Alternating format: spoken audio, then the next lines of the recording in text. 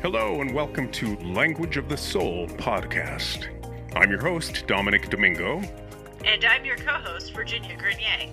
We'd like to invite you to sit back, relax, and enjoy some inspiring conversation. Here at Language of the Soul, we know that life is story. Individually, we're the products of the stories we tell about ourselves. Culture is the amalgamation of the stories we weave about the human condition. Here's the thing. Individually and collectively, we can write our own story. Thanks for tuning in and joining in the march toward human potential. Getting unstuck. During the campaign cycle leading up to Trump's re-election, a popular meme making the rounds in social media questioned which side of history each of us might ultimately find ourselves on. Though there were several variations, all boiled down to one sentiment. Ever wonder what you would have done pre-World War II, during the Nazi Party's rise to power? You're doing it now. Here we are a week into the new administration, and we're all deer in the headlights. It's almost as if we didn't see this coming, play by play.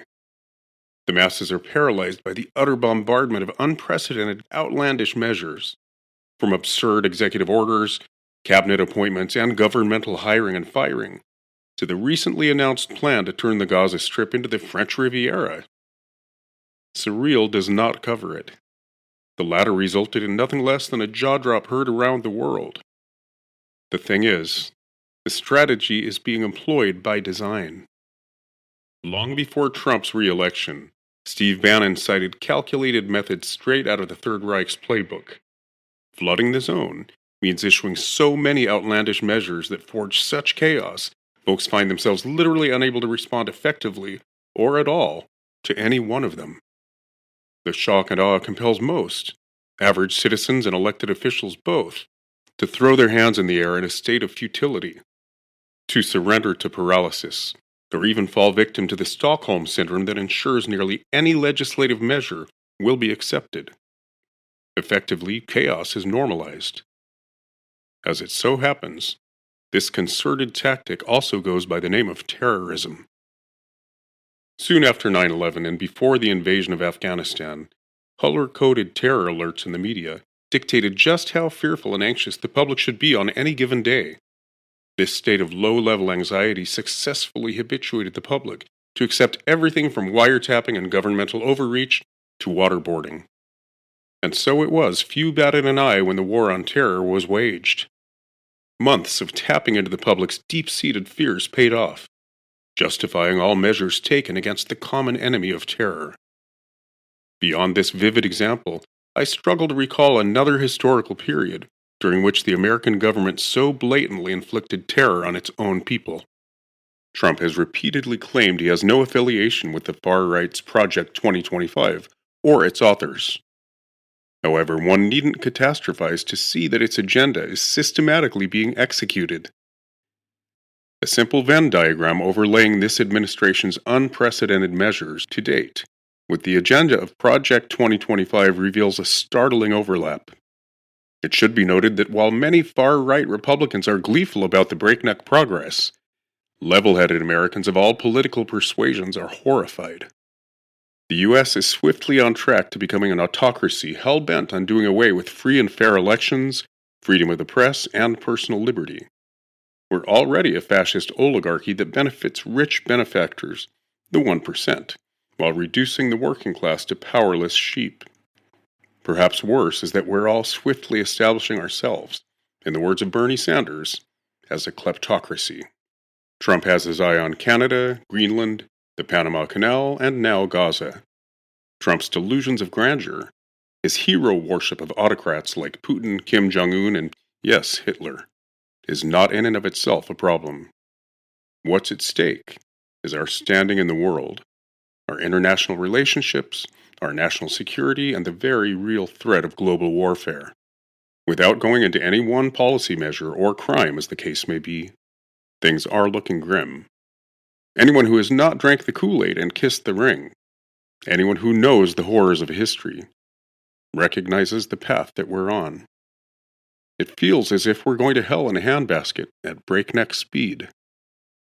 Since Trump's inauguration 17 days ago, too many absurd and horrific developments to count have transpired. In my own circles, and I do not live in a bubble, the palpable sense of futility has been pervasive. Mobilizing remains off on some distant horizon as we process the shock and awe, taking stock of the situation and our own paralysis. Alexandria Ocasio-Cortez has given us permission not to curl up and lick our wounds, but to simply breathe. Others have assured us that our elected officials within the Democratic Party are organizing more than it might seem, taking the legal action necessary to combat unconstitutional policies. Judges have rescinded, revoked, or halted several EOs already, a promising trend.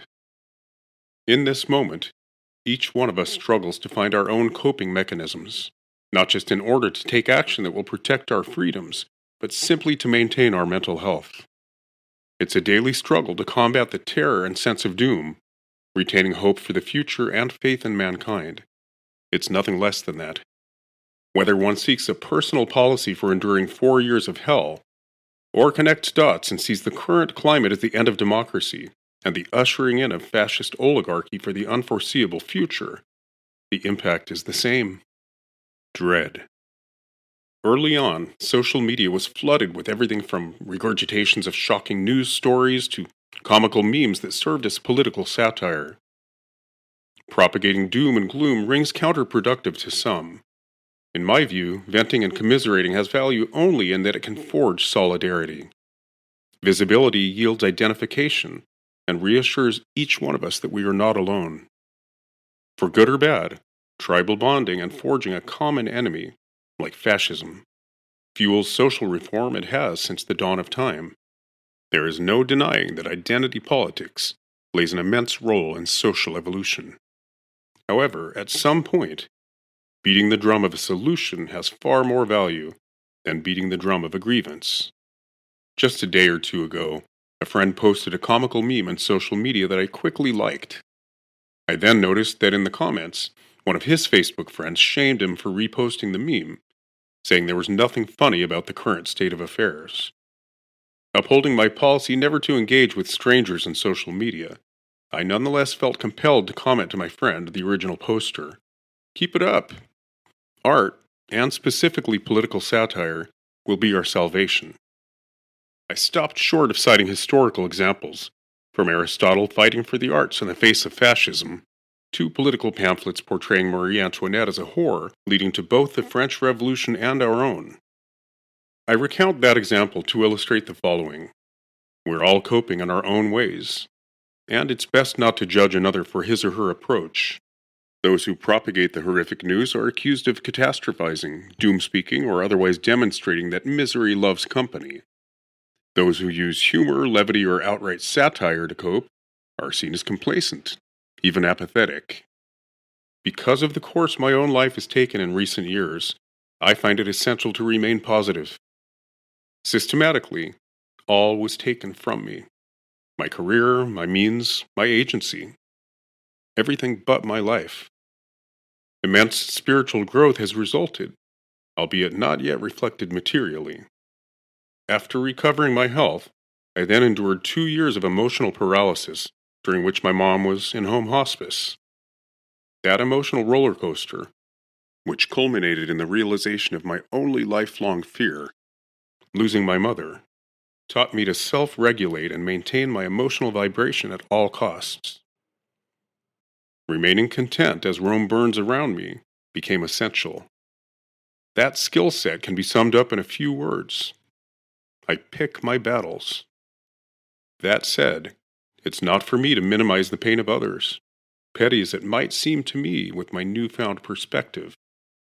What I do know is this: what we put our attention on grows. We get to choose what to give airtime to, and must concern ourselves with what will manifest. The law of attraction is alive and well, and there is no value to propagating catastrophic doomspeak. Take action or don't. The question becomes, how do we get there? How do we move beyond the shock and awe, the paralysis, and mobilize?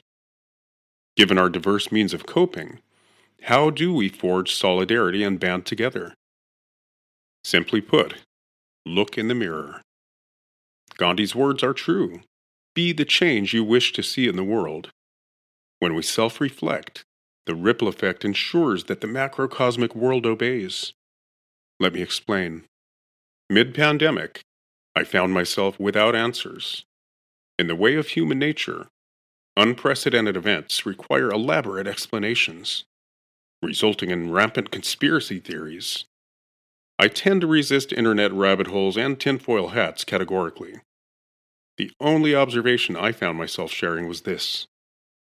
We had found ourselves in a cultural timeout, and were being called upon to self-reflect, to take the opportunity to slow the fuck down and figure out what got us in this mess. Personally, I named a few societal ills I saw as being ushered out, and forcefully.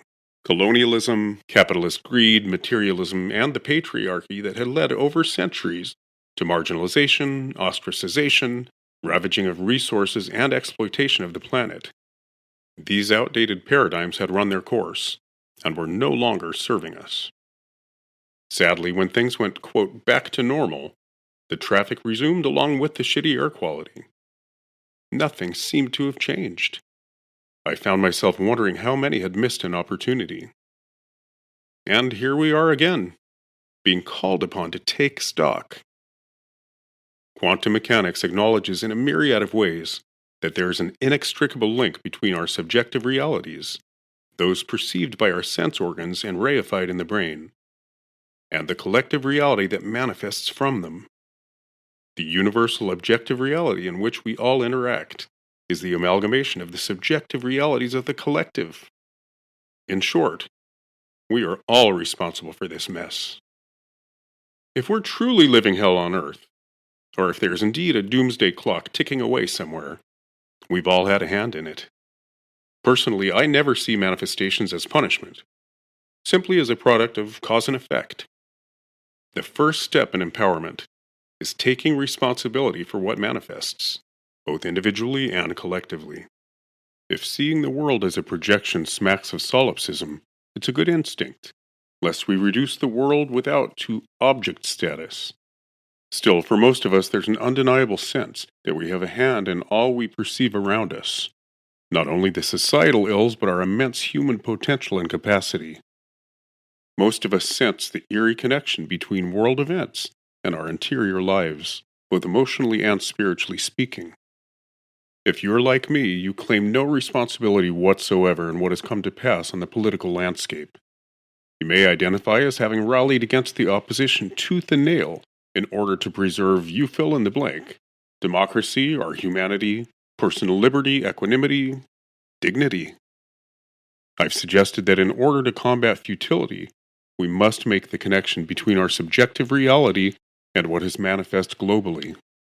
To drive that home, let me share my own journey in processing this surreal landscape. Oh, I'm not there yet, not by a long shot, but there is hope on the horizon.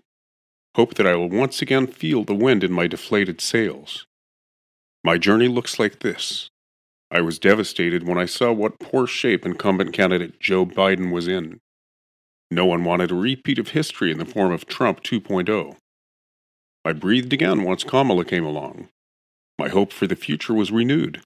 I framed her as a warrior princess leading the march that was in full swing, set on ushering out toxic patriarchy. I also saw the resistance to that progress, the backlash.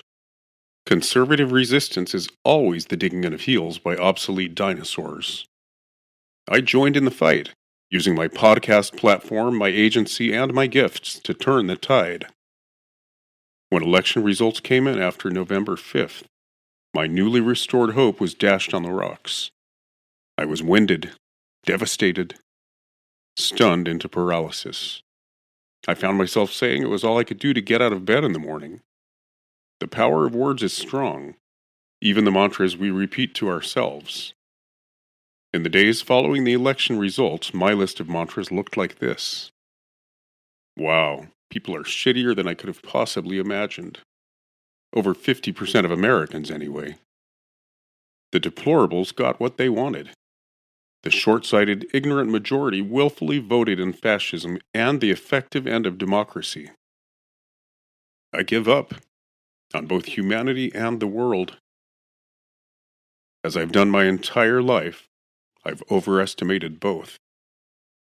I've spent not just this campaign season, but my entire life devoted to making my difference in the world through my creative efforts, by nudging folks to look beyond the ends of their noses, to live examined lives and reflect. My naive, lifelong hope was that this introspection would amount to not just humanism, but platonic values like personal liberty, equanimity, and love. I'm angry.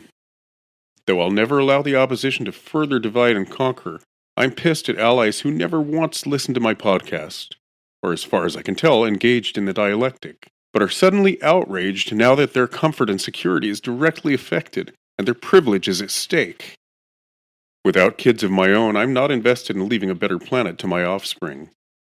I've kept a low profile and my carbon footprint is nearly non-existent.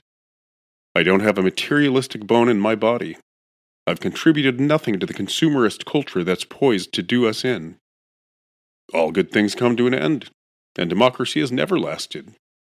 Yet again, the masses have demonstrated their inability to self-govern and self-regulate. As much as I love planet Earth and think we have a cool thing going on, we may not deserve a relationship with her.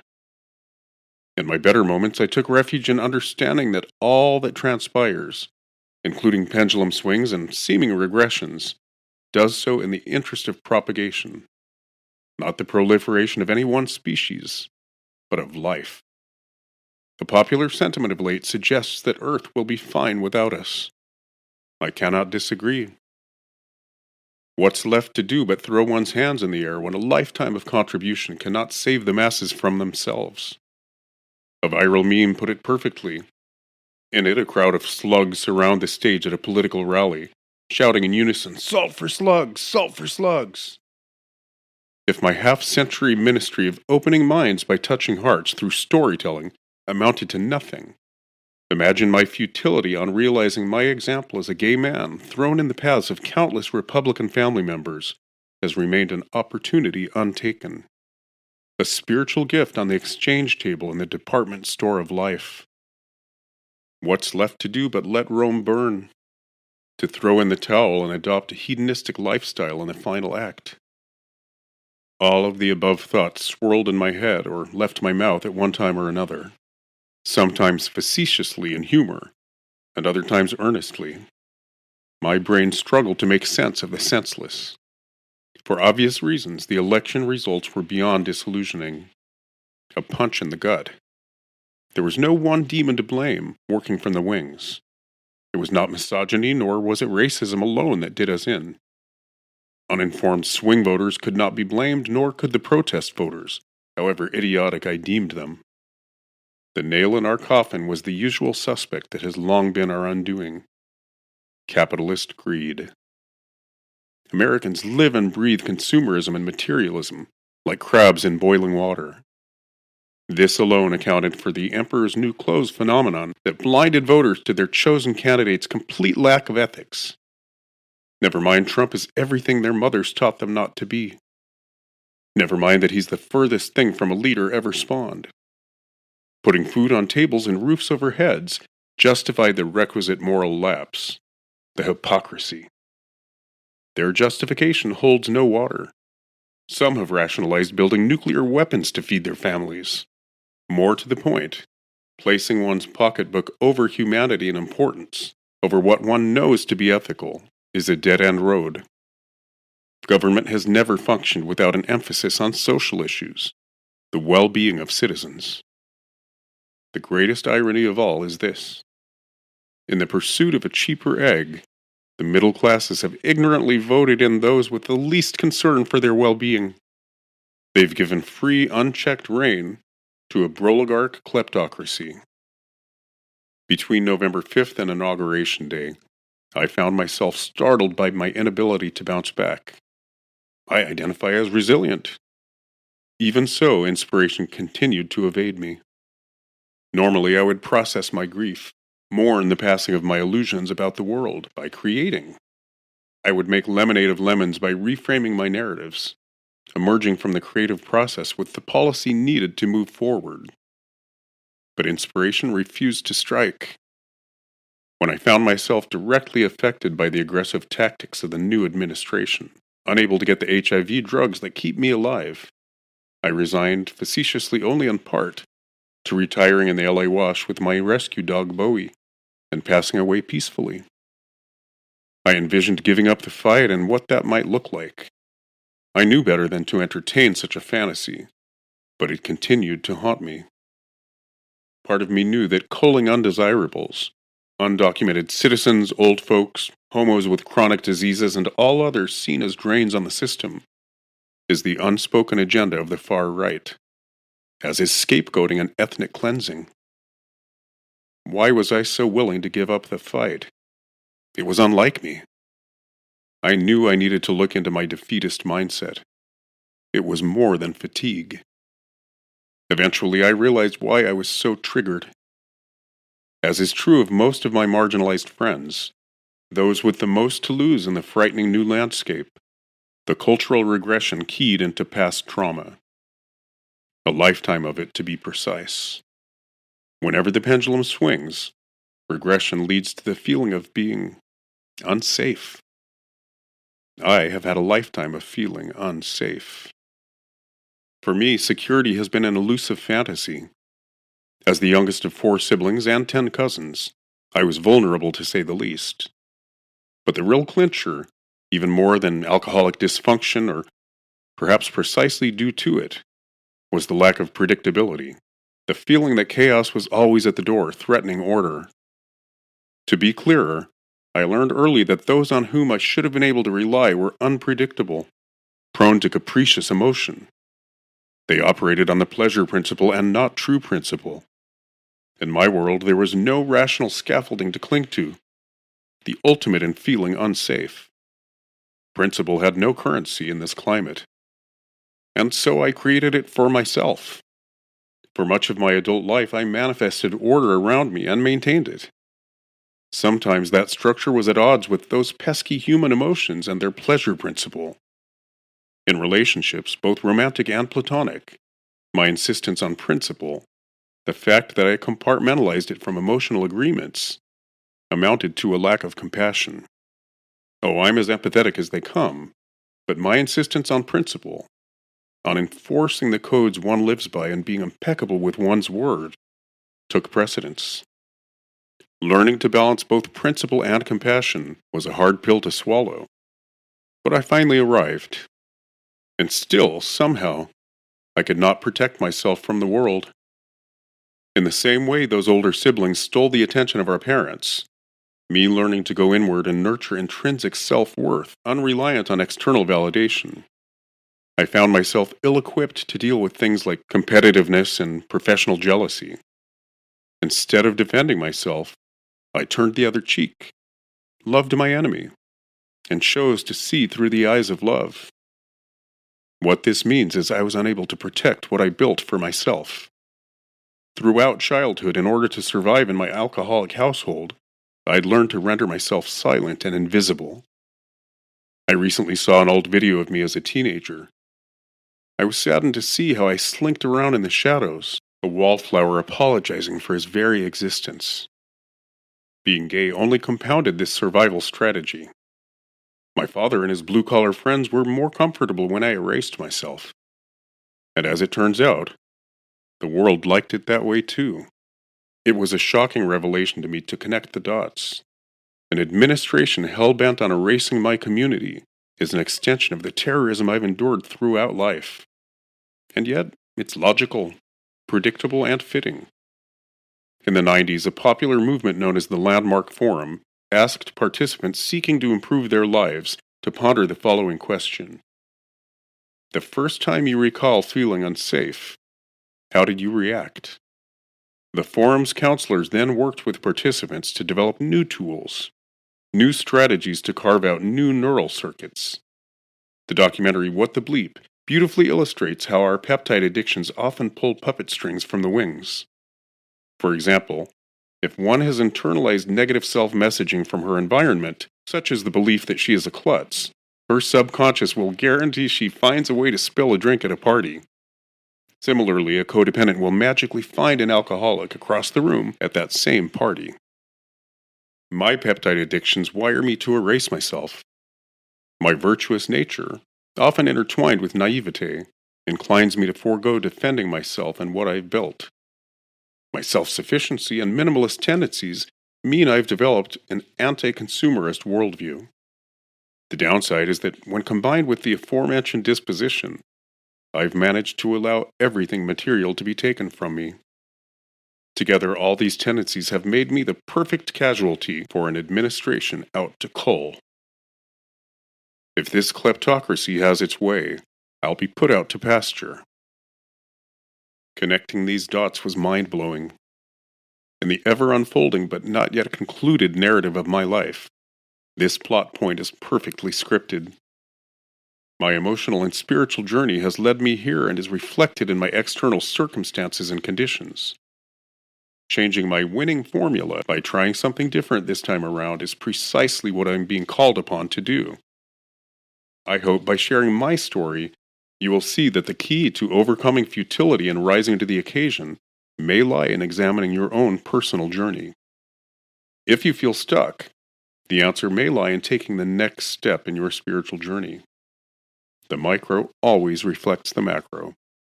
The personal path I've shared is unique to me. What is universal is this: terrorism works the same for all of us. When we feel unsafe, ego gets the best of us, and we act out of fear rather than love. Further, when terrorized, we tend to isolate and retreat because the world doesn't feel safe. Everything we encounter in life, all day, every day, is sorted as a threat or an opportunity. We either react with cortisol and adrenaline, or, conversely, with euphoric brain chemicals that best equipped us to maximize the opportunity before us. When we resist mind and ego, thereby creating a safe space for ourselves, we're able to tap into our core essence, which is always love. When seeing through the eyes of love, anything is possible. Miracles are possible. In fact, Marianne Williamson defines a miracle as a shift from fear to love. I would add the words, against all odds. Putting on the goggles of love, seeing our human potential and capacity, may seem like an insurmountable summit or a fool's errand at the moment. But it's what this fight is going to take. If you think about it, the fascism we must combat is the ultimate embodiment of ego run amok. And ego is, by definition, fear-based. Darkness can only be conquered by light. In the same way, fear can only be conquered by love. We want to take a moment to thank our wonderful listeners and supporters. Your continued support and sharing of our podcast helps us spread the transformative power of storytelling. If you enjoy our episodes, please rate and review us on your favorite platform and share the podcast with friends and family. For more enriching conversations and insights, subscribe to Language of the Soul podcast on Apple Podcasts, Spotify, Amazon Music, iHeartRadio, and anywhere you listen to podcasts. Follow us on social media and visit our Patreon website for the latest updates and exclusive content. Your support helps us continue to bring these important stories to life. If you'd like to support us further, consider joining our Patreon community for exclusive content and donation options. Every bit of support helps us reach more hearts and minds.